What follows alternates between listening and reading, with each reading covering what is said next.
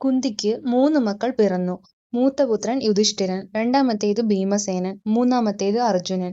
മൂവരും ജനിക്കാൻ ഭാഗ്യമുണ്ടായത് യഥാക്രമം യമരാജാവിന്റെയും വായുദേവന്റെയും ഇന്ദ്രന്റെയും അനുഗ്രഹം മൂലമാണ്. കുന്തിയുടെ ഉപദേശമനുസരിച്ച് പ്രവർത്തിക്കുകയാൽ മാദ്രി അശ്വിനി ദേവകളുടെ അനുഗ്രഹത്തോടെ 2 പുത്രന്മാർക്ക് ജന്മം നൽകി. അവരാണ് നകുലനും സഹദേവനും. അവർ 5 പേരും പാണ്ഡവരെന്ന പേരിൽ അറിയപ്പെട്ടു. കുന്തി ഗർഭവതിയാകുന്നതിന് മുമ്പ് തന്നെ ഗാന്ധാരി ഗർഭം ധരിച്ചിരുന്നു. യുധിഷ്ഠിരൻ ജനിച്ച വാർത്തയറിഞ്ഞപ്പോൾ അവൾ കുപിതയായി പലവട്ടം തന്റെ വയറ് കശക്കി തിരുമ്മിയത് ഒരു മാംസപിണ്ഡം പ്രസവിക്കുവാൻ ഇടയാക്കി. ഗാന്ധാരിയുടെ ദുഃഖം ഇരട്ടിച്ചു.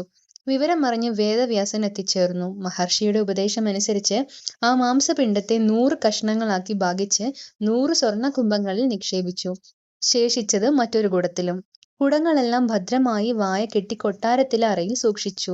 ആഗ്രഹം സഫലമാകുമെന്ന് പറഞ്ഞ് ഗാന്ധാരിയെ ആശ്വസിപ്പിച്ച് വ്യാസൻ അപ്രത്യക്ഷനായി. ദിവസം ഒരു കുടം എന്ന കണക്കിന് രാജ്ഞിയുടെ സന്താന കുംഭങ്ങൾ ഓരോന്നായി പൊട്ടാൻ തുടങ്ങി. ആദ്യത്തേത് ഭീമസേനൻ പിറന്നതിന്റെ തലേ ദിവസമായിരുന്നു. ദുര്യോധനൻ, ദുശാസനൻ തുടങ്ങി 100 പുത്രന്മാരും 101ാമതായി ദുശ്ശള എന്ന പുത്രിയും ജനിച്ചു. അവർ കൗരവർ. പാണ്ഡവരും കൗരവരും രാജകൊട്ടാരത്തിൽ സുഖമായി വളർന്നു. പാണ്ഡുരാജാവ് മുനിശാപം മൂലം പെട്ടെന്ന് മരിച്ചു. ഭർത്താവിന്റെ ചിതയിൽ ചാടി മാദ്രി സതി അനുഷ്ഠിച്ചു. പാണ്ഡുവിന്റെ 5 പുത്രന്മാരും ശേഷക്രിയാ കർമ്മങ്ങൾ ചെയ്തു.